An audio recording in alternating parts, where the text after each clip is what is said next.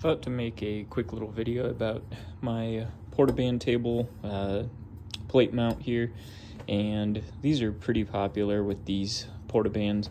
The most popular I think is the Swag Off-Road. They've got a few different models, one that's like a little table that you can mount on a workbench or something like that. The other one is one that you can mount in a bench vise. Both of them are pretty cool.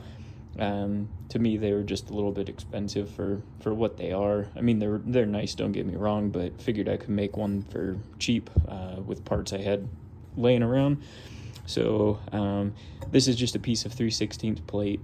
What I did, I just took the foot that it comes with, I just transferred those to a piece of plate, countersunk them, so and just used the original hardware. And then I took a piece of threaded rod. I just made two little grub screws with some 1/2-inch threaded rod. I put them right there at the arch, kind of where that comes up. There's a little extra meat material there with the webbing. I was just afraid of maybe breaking off an edge of the casting, so I just kind of strategically placed those. That could be different per saw. Same with this. I know the foot on some of these saws attaches differently.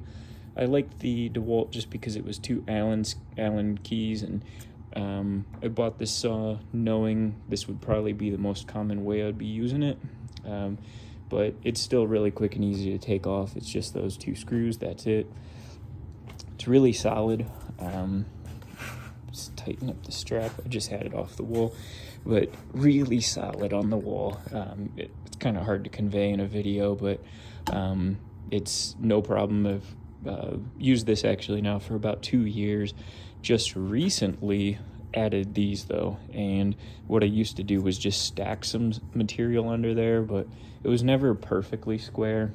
Now with the grub screws, I can get the blade perfectly square.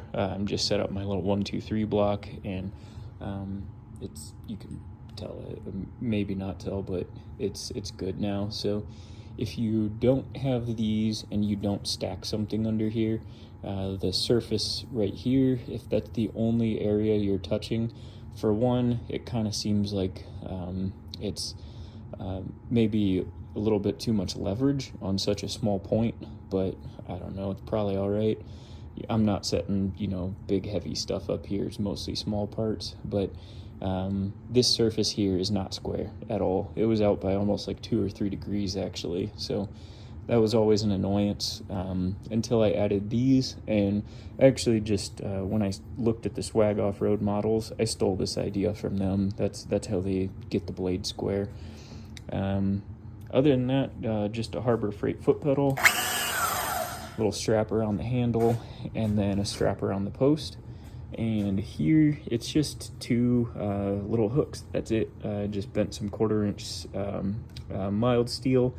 I found a piece of pipe. It was actually a old Yakima crossbar that was the exact size as this plastic here. Put that.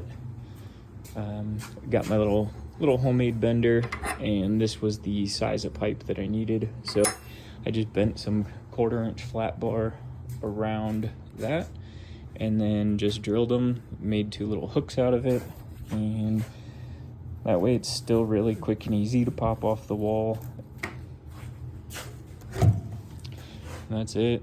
So just sits in there. Even without the strap, it's pretty solid, but then strap it up and it's on there. So yeah, pretty simple.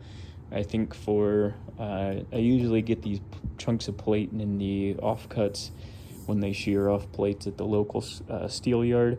They'll put these chunks around this size in their scrap bins, get them for 75 cents a pound. And then of course flat bar is pretty cheap too. So for probably, I don't know, $5 or so, this is what you can make. So foot pedal, of course, you got to buy, but pretty cheap in comparison to some of the options that you can get kind of in this area. So just thought I'd make a quick video, just sharing ideas, and maybe somebody else will use it. So